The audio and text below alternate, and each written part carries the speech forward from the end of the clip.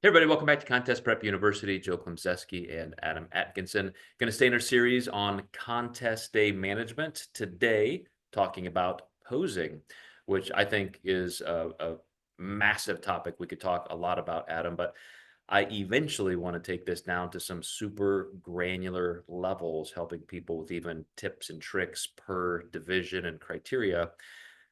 But I was trying to think of a good metaphor before we went on camera, and I probably don't have that perfected yet. But physique sport, if we compare it to a performance sport, how you pose is sometimes an afterthought, especially to the beginning competitors. It's first, of course, all about your condition and the way you look, and you got to be lean enough, and your fullness or muscle size has to fit the division criteria. But man, you and I both know posing can just make or break somebody by several placings. And some of my first introductions to proper posing as a WNBF professional bodybuilder were some of these legends in the sport I was competing against. And I think I always had a good kinesthetic awareness. I was an orthopedic physical therapist. I really knew how to pose and put my body in the right positions and get the most out of a pose. But then you see somebody who is a true legend in the sport, and you realize they literally get every single muscle fiber and angle into every single pose. Every body part that should be narrow and small, like your waist at this angle or something, was always there. Always attention to where am I in relation to the head judge. And I mean, literally, that can make the difference between first and last place in some close calls. So maybe your initial thoughts on just posing as the implement or the modality that we should probably focus more on as competitors. Yeah, I think it's so easy when you're doing, a lot of cardio and a lot of training to, um, not practice posing. I especially see people not practicing it in the off season, and I think that's where weekly check-ins with a coach are really important. That at least gives you the practice to pose and walk and do all the things that you need to do. And some people have great body awareness, and some people do not. And some people are going to pose differently than others too. So I'm glad we're covering this one. Especially with the different criteria, when you see something like the fit model division released last year, it's like, okay, here's what we want. This is the way you want to situate your pelvis and angle this way and do this versus bikini. Some of these little things come into play. But one of my first recollections of how specific I wanted this to be, I kind of grew up and developed into the sport in the era of people like Lee Labrada, who was known as a good poser. And so not just the fluidity and transitions on stage and so forth. I think we've really advanced far beyond that with a lot of the movement-based divisions, the T-walks and that sort of thing.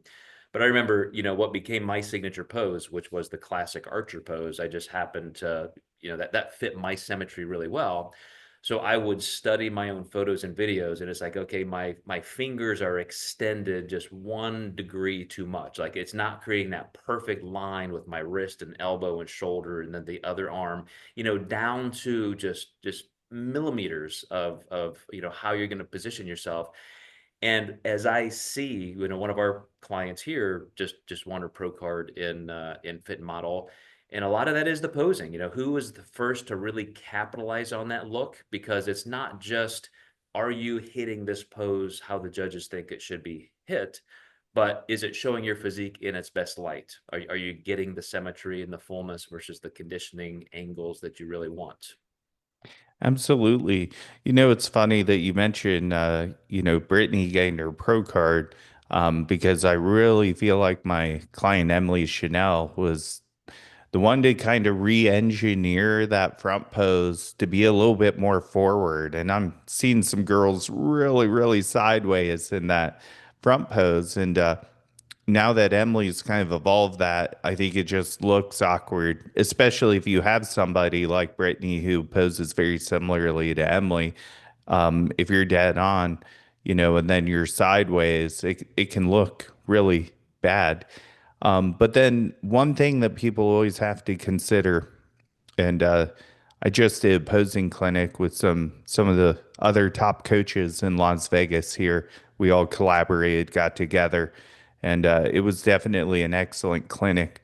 But one of the things that I brought up to people is we always pose and plan on being dead center. Like that is the game plan, but be prepared to not be called to that center line and have to work your way in. So when you're on the edges, and I see a lot of posing coaches make that mistake. They have a center box drawn, and that's the only place their clients pose, but they need to learn how to position their bodies towards the majority of the judges, judges 1 through 5, not just the head judge, because you more than likely in a 8-person call out, you have a 1 in 8 chance of getting dead center or split center.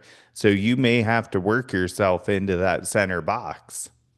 I've told this story on our podcast a couple times, but in the WNBF, when I was in New York with a couple clients at a big show, this was the funniest thing I'd ever seen in terms of placing disparity. That's why it's a instant recall for me.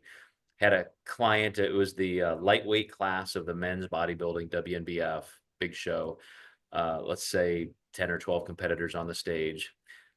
My client, this was a particular head judge that didn't move people around, and my client numerically was on one end. So one end of a pretty large class. The 2 judges right in front of him on that end gave him first place.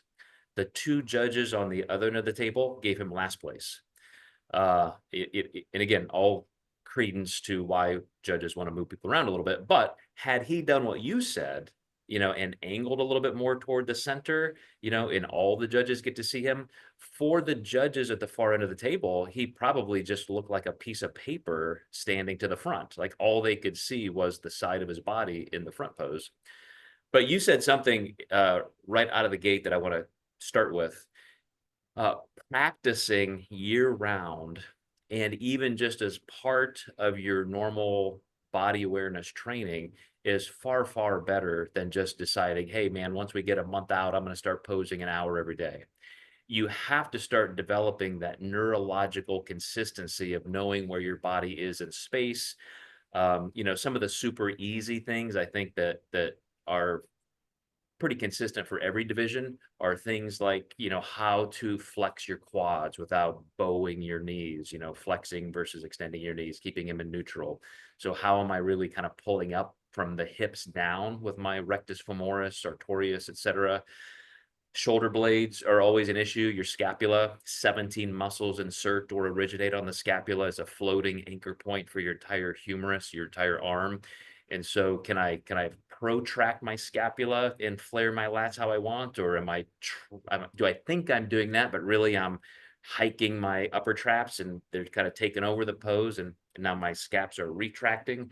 It's like all of these things can be very difficult for a beginning competitor, but today's all about contest day management. What you practice the most is what's going to show up on stage. And if you have a problem, if you just can't get something right, your coach is always saying, man, that right side is always elevated. Like you got to work on getting that down. If you're still struggling with that the week of the contest, you're going to revert back to the worst habit on stage. Nervousness, anxiety, tension, everything kind of pulls you back into those more grooved in movement patterns. So I love what you said about just, get in the habit of sending your coach pictures every week, even if you're in the off season, even if it's in your tank top and jogging shorts or something. Just let's see general condition, but it's also just that chance to really feel more natural in those poses. Absolutely. I think too, some of these situations like winged scapulas that we see a lot of time with the men, um, just even the way you get into the pose or need to get into the pose because of a, musculature issue can be really important. And then having the time to get the body work done to work that out because if you're so tight your scapulas are winged, there's really nothing I can do from a posing perspective. That's going to be even more work you have to do. And that's That's something I see really common in the men's divisions. I'd say, 1 in 20 of my posing clients have that. And I'm not sure if that's just the luck of the draw I'm getting, but it is really common with the men. So one of the things, just to kind of tag on to what you're saying about the male divisions, I had a pretty novice, meaning just new to the sport competitor in China who had a phenomenal physique. And yet he would elevate his elbows and shoulders to the point where, we've all seen that kind of novice competitor the first time on stage, and their knees are bowed, their arms are way up, and they just look like this cartoonish, like bodybuilder, right? And like, one of the things you need to understand right out of the gate is every single division, you know, both sexes, different criteria from bikini to figure to fit model, it should all look posturally natural. Like they do want you in certain positions that make the pose and the criteria different, but the person who looks most natural, they get the nod. Like you are nailing the pose if it feels and looks effortless. So some of those things about joint position and knees and hips, it's a comfort level. If you don't feel like you can just stand like that, for an ongoing period of time, you're probably not doing it right. You're putting too much effort into it.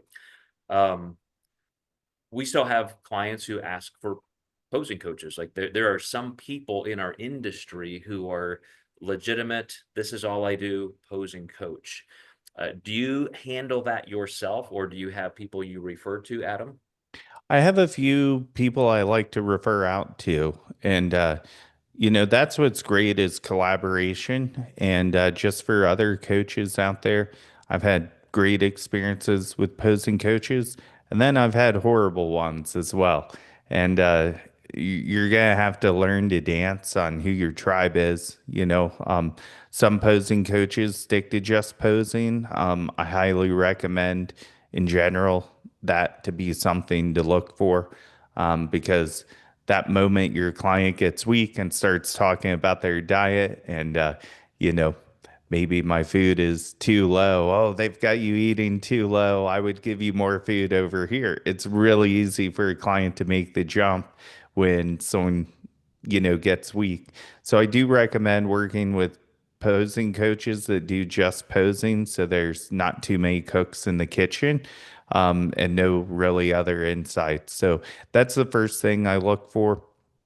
Second is I look for them to do different things with different competitors. They don't have to just do a singular class. Kenny Wallach, somebody who coaches all the divisions, and he does a phenomenal job. He has made Kenny Wallach probably is the original posing only coach, and there's still a lot of people to this day that use him.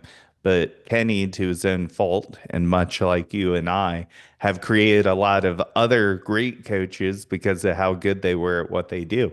So, but do look for that and look for somebody who doesn't just give the same routine to everybody. Yeah, I like that a lot. If I see a certain stance or certain postures, and this particular posing coach is just having everybody stand the same way, it's a pretty clear indication that they're not that great to me, because a good posing coach should look at your physique and say, wait a second, let's try this. This actually looks a little better on you than maybe on this person because of your actual structure. I too have gotten out of the way of posing a little bit. Regardless of my clients in the division they are in, I incessantly give them advice. Hey, you're doing a little bit of this. Like, can we change this a little bit? Let's do this. I want to be that first set of eyes that can give them feedback every single week. But when it comes down to really drilling into posing, I'm the first one to say, let's find you a great posing coach for a few sessions, maybe a couple months, whatever it takes. We too, on our staff, Austin and Taylor, Kiergaard, are fantastic. And I think primarily because they've spent a lot of time as judges. You see hundreds and hundreds of competitors a month at different contests. As a judge, you quickly know what looks good and what doesn't.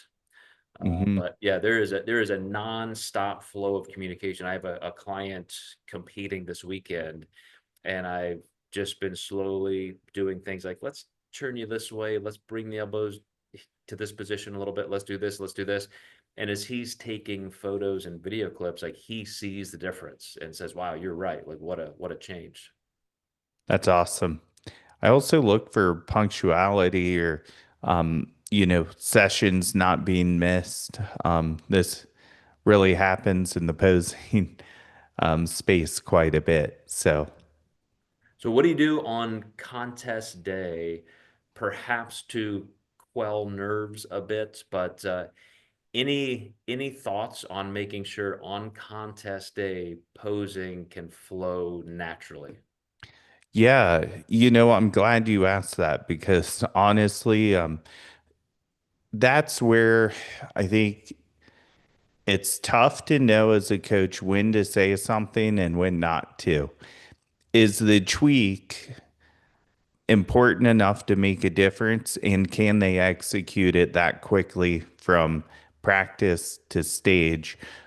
So sometimes I'm not going to lie. I'll let a few things slide because it might make them more nervous beforehand. It depends on how bad it is. I just had a client check in today where I literally drew a line on her ankle because I said, I don't know where this happened from, but we certainly don't want to relearn this. Go back to what you were doing. So that I knew immediate change because we're starting to develop a bad habit. I don't know where it came from, but kind of knowing where, when, and why to change things. And you also kind of have to know your client. Have they been posing for months or maybe they're pretty new and they're picking up some things. Also, a lot of times we tell clients to slow things down because they're going to accidentally speed things up on stage. So make sure that you do that. And then, usually I bring a few dodgeballs and wrenches with me and throw them at my client because if you can dodge those things, you can stand on stage and pose. So what I love about what you said about maybe letting some things slide, initially I thought, where's Adam going with this? But I totally know what you mean. If you are overthinking it on stage, you're in a wrong headspace. So I like a golf swing. I'm gonna go back to your golf metaphors that you always pull up. um, a hundred moving parts, a million things you could think about. But by the time you're on the tee box, you better have just one swing thought. It's like, okay, remember to keep my left elbow tucked in. Let's do this. Don't reverse pivot. There's just one thing. Like that's all you can keep in your head. So having practiced enough so that when you're on stage, that may be the one thought in your head. Oh, Adam said, slow down, make sure I'm relaxed. I'm constantly, especially in the more stationary poses, coaching clients on how to do kind of a body scan and things like when are you going to take a breath? If you're in this pose for 15 seconds, how are you going to breathe? If you're up in kind of a vacuum pose, your abs are contract, how are you going to get air in your lungs? And now we have to, similar to your dodgeball analogy, let's add stress and anxiety. Let's put your heart rate up, double because now you're in front of the judges and try that. So in a real sports psychology sense, I think you have to practice these things. You can't just wait for the one or two times you're on stage a year for that to be your chance to really integrate it. Maybe it's in front of some friends, maybe it's, whatever you have to do to recreate what it's going to be like under pressure and really learn how to pose perfectly in that context. Absolutely. Yeah, I think that it's really easy to get nervous. One thing I do see myself tweaking sometimes on show day, um, especially with the girls, because glute conditioning so important on, maybe we're a little harder than we want to be, so let's stand taller. But that can be really, really tough because they've learned how to pose a certain way for months and maybe they've nailed that. So another important thing is come up with cues that make sense to the client that help them nail that difference. So whether that's hips forward or, don't push the glutes behind the heels as much, whatever clicks with that client. And sometimes I find coaches giving cues that just like make the coach sound smart, but don't necessarily help the client at all because the client's like, I don't even know what that means, from a anatomical standpoint. So, you really have to dumb things down to get people to, hit those properly and quickly and execute them efficiently and consistently. Yeah, I remember taking a friend of mine who had never been to a bodybuilding contest, and he was instantly drawn and verbally pointed out the people where it just looked natural and effortless. Like, look at that guy. He's not shaking. He's just smiling. He's having fun. And so I think that's part of you also. Not everybody's an extrovert. Not everybody loves being on the stage, but you see that it factor in people who are full of personality. Like they want to be on that stage and it shows. That kind of social psychology connection to the judges and the audience matters. So the eye contact you're making, the fact that you're smiling, you look like you want to be there, you look like you're ready to win this thing. If you don't possess those innate qualities, you're just not going to get those calls. Like you're not going to judge it when you look awkward, you look in pain, you look uncomfortable. Human beings want to avert their gaze. They don't want to look at you because they feel like they're bringing attention to your discomfort. And that's the last thing you want on a stage in, where you're being judged. You want people to look at you and to like you. So I think, as I've even heard musical artists talk about who are pretty introverted, they have said they create a character. Like, this is who I am once I step across that stage. And when I'm becoming that person where there's a little bit of acting involved, then I'm comfortable. That way it takes the pressure off of me internally, and it's more on building that character. So for those of you similar introverts like me who don't love being on the stage, take that to heart, that it's not a matter of faking yourself into liking it. It's building a persona. And I think there are kind of some archetypes to this, Adam. I'd love to hear your thoughts, but we see somebody who, regardless of the division, they're kind of like bubbly and fun. Some people are stoic and sophisticated, and like there's just like we see these repeats of these patterns, these personality types, and I don't think one is necessarily better or worse than another, but all of them it imbues some kind of confidence that I know who I am, I'm showing you who I am, and I'm here to win. Yeah, absolutely.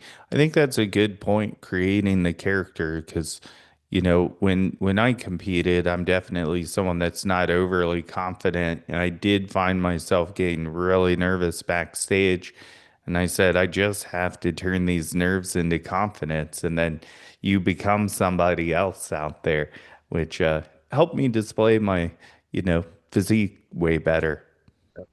Awesome. Well, I hope this helped everybody. Again, we're going to maybe continue our contest day management series. We'll see how many other specific topics and nuances we can parse for you guys. But if you are interested in more discussion personally, don't forget we have our Contest Prep University D1 Club, very small $3 a month paywall where we have people like yourselves, you're coached, you're not coached, maybe you are a coach in there, really facilitating a lot of great discussion. We've had a couple competitors in the last few weeks kind of going through their peaking process. And I don't think either one of them had coaches, and yet they're getting our support, they're getting peer support. A lot of fun in there. So contact me or Adam directly for that. And we will see you guys next time in Contest Prep University.